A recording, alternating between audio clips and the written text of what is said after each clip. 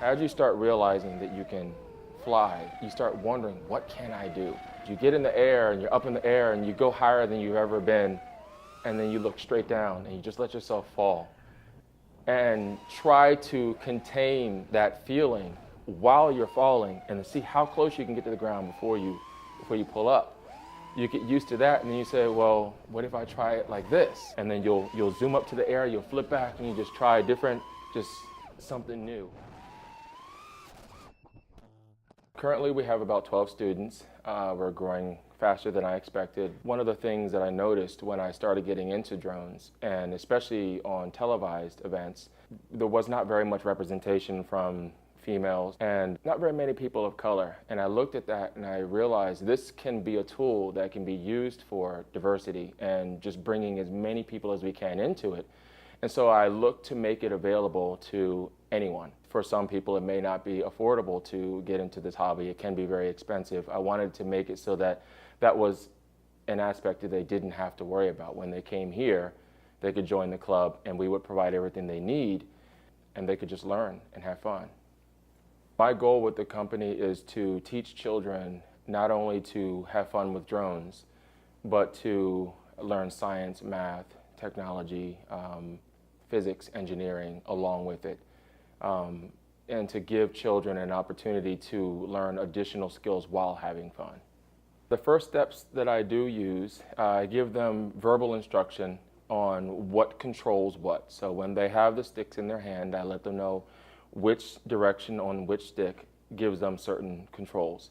Once I feel that they've gotten that down, I'll put them on the simulator. The thing I like about the simulator is you can crash to your heart's content and it will cost you nothing. Try to do that in real life and you won't have a hobby. And I'll put them on the simulator and just let them just bang the sticks around and they get a feel for it.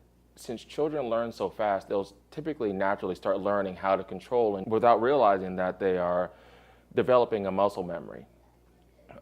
Once they have had a few good sessions on the simulator where they're flying around not really crashing, relatively not really crashing, then I will put them on a smaller drone, which we call a whoop.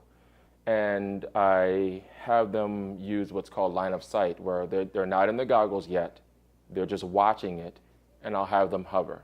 But usually by then I try to get them into the headset because the headset is more along the lines of what they experienced on the simulator, because the simulator is from that first person perspective. And then it's just hover, go forward, come back. You just let the child grow at their own rate and let them enjoy it versus forcing it on them. When I see children that have a thirst for learning, I will go all out just to give them what they need. FPV stands for first person view. It's essentially viewing the drone from its perspective, as if you were sitting in the cockpit itself. So instead of watching it flying around, you put a camera on the front of the drone and you put on a set of goggles or a headset, and that is linked to the camera that's on the drone, and it's as if you're actually sitting in it.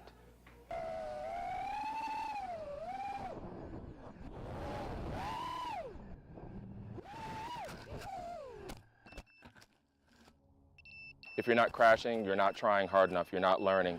And you just learn to accept it. So whenever my children crash, especially in the club, they'll be like, I'm so sorry, I broke a prop. I was like, it's okay, this is not a problem. I said, you don't know how many times I have crashed and how many props I have broken and frames that I have broken in my learning process. Don't worry, we'll just stick on a new prop.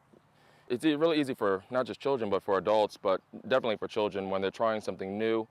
Whenever a crash happens, to be embarrassed and feel a little bit ashamed. But one of the things we teach is these things happen. You teach them that this is part of it. You learn to accept it. It's okay. We all make mistakes.